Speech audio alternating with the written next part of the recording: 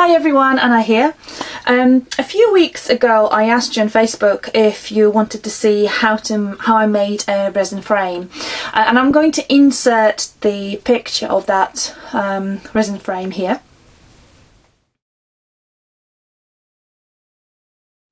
So I'm going to show you how to make it now.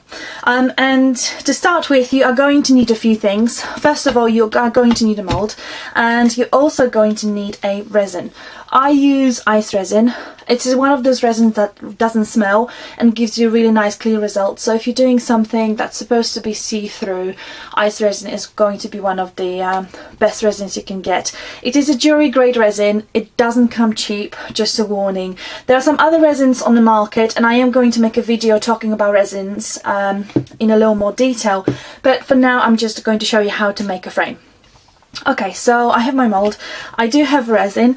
You are going to also need some kind of pot. The ratio of this resin comes in two parts, this ice resin, and the ratio of the resin is 1:1. So you are going to need something where you will be able to mix things and also see how much you poured into it. And also you need some kind of stirring device. And then afterwards, to colour your frame, I have used alcohol inks. So these are the inks I'm going to be using, but that will come in the next part. Okay, so to start with, I am going to take my little pot and I'm going to pour resin in. This is a very, very small mould, so I don't actually need too much. So this is, hold on, this is hardness, this is part 2. I'm just going to take my part 1 and I'm not going to need too much, so I just need to do my measuring. Here we go. So I probably overall need about 10 milliliters. So I'm just going to pour about 5 milliliters of part 1. Where are we? That 5? Not yet. I'm actually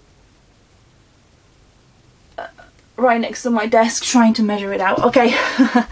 Okay, and hardener. We need 10 ml altogether. Yeah, that's probably going to be too much anyway. Okay, cool. So that's more or less 1:1. You should be quite exact, but if you have any worries about, you know, did I put enough, then I would say put more hardener than what you're putting off part 1, and that way you are going to get a hard product. But in general, you should be fairly exact. Now, I'm not an expert resin crafter, and I know you're supposed to be quite slow with stirring things, because what you really want to avoid is you want to avoid creating bubbles. There are ways to get the bubbles out. I have never been very successful with those, so letting your resin rest for a few minutes in a warm place is one of them. Personally, I ended up just embracing the bubbles, because if I can't if I can't fight them, then I am going to embrace them. So I'm going to mix this up. You should mix it for about 2 minutes, so I'll be back when this is all mixed up. Okay, so that bit is done, and I have it all mixed up. As you can see, I've got loads and loads of bubbles in my resin. I'm not going to worry about this. As I said, if you can't fight it, then just embrace it. Crafting is not about being perfect, and I know sometimes it's just an excuse, but in this case it's really difficult to mix it up without any bubbles. So I'm going to embrace it, and now I can wait a moment. I can see some of the bubbles are going up, so I can wait to get some of the bubbles out of the mixture. But I'm just going to pour it in. This is going to be for my personal use. I've got this mold here, little frame mold, and I'm just going to pour it in. I'm going to be quite careful because I don't want to overflow this little mold. It's very easy to do because it is quite shallow. Okay, I think we're pretty much there. It domed a little bit, but it should even out. Okay, and now I'm going to leave it to rest for about 8 to 12 hours. Ice resin, depending on temperature, is going to take 8 to 12 hours to properly harden. And as this mold is very, very intricate, it's much easier to take the frame out when the resin is properly hardened. Okay, so I'm going to put this aside and wait for it to harden. Okay, and here I have a frame that I made earlier. It's proper hard, and yeah, so here we go. Okay, so what I'm going to do is I'm going to take a little scrap paper and I'm going to do some embellishing of that frame. So I have 3 alcohol inks, or rather 2 alcohol inks. One is a green colour, it's called citrus, and the blue colour is called pool. So we have pool and citrus, and I also have the mixative which is called gold. So alcohol inks you don't have to mix, but your mixative you do have to mix because there's a lot of pigment stuck at the bottom. Mixatives come with the little bowl, mixing bowl inside, so you really have to start shaking it until you hear that bowl moving. I'm just going to do it on the side so you don't get a headache. And then just continue for a little bit longer until you know that everything has been properly mixed up. So just give it a good old shake for about 15-20 seconds. And that's it. Okay, now you also need some kind of clear surface. I am going to use a little cello bag. Bear with me. So I've got a cello bag here. I'm going to use that as my little surface, and you are going to need some kind of tool with which you can apply your alcohol ink. So I have a dabbing tool. This was the one with a sponge. I do have some felt, and I just cut the square felt into round shapes so I could use it on this round dabber. Okay, so to start with, I'm going to take a little drop of green on my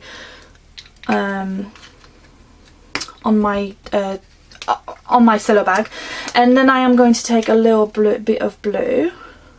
Okay, and you can obviously apply it directly to your tool, but I want to have a bit of a control as to where it goes and how I'm mixing it. So here we go. I've got it on the dabber, and you can go and start gently applying your colour.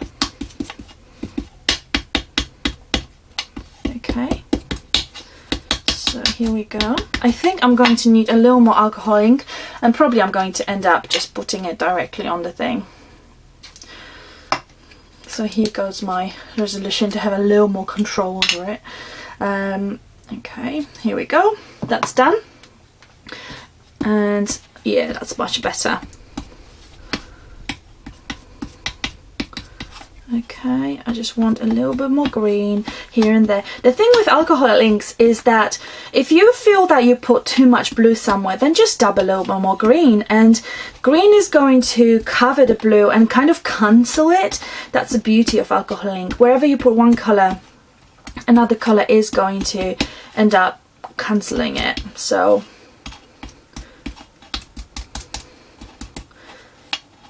when you feel the colours are exactly how you want them to be, which in my case is like that, I think it may be getting a bit dark in here, and then you can take a mixative.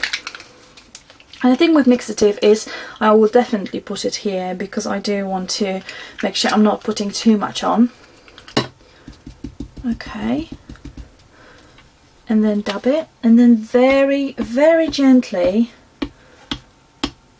tap it on top of your frame so that it doesn't go in the crevices, but it just sits on the top and gives this little hint of gold.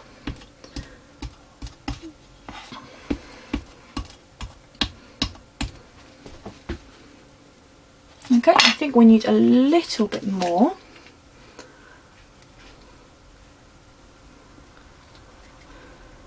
Oh, I think that just got clogged. Okay, can you see this green and blue is moving away? Okay, so So I'm going to add a little more on the very top. Okay. And here we go. When you're happy with your frame, you can put it on a project, or you can use on any other type of, well, wherever you really want to use it. So that's how you make a resin frame. So you may be curious of how I made these frames that you got in your December craft box. They have been made in exactly the same way. So I have a mold like this one, and it does take quite a long time to make every single frame, but I have made quite a few of those. This one is a second. This is not something that I will send to you because it's just not very even. But yeah, I've made however many, we had 30 boxes, 30 December boxes, so I made 30 of those frames, and then what I've done is I have actually used rub and buff to colour them, and then I sprayed it with varnish, like a professional varnish, just to make sure that nothing is going to rub off. So that's it. That's how you make your resin frame. I hope you guys enjoyed it. Please leave me a comment and subscribe if you did. Thank you, bye!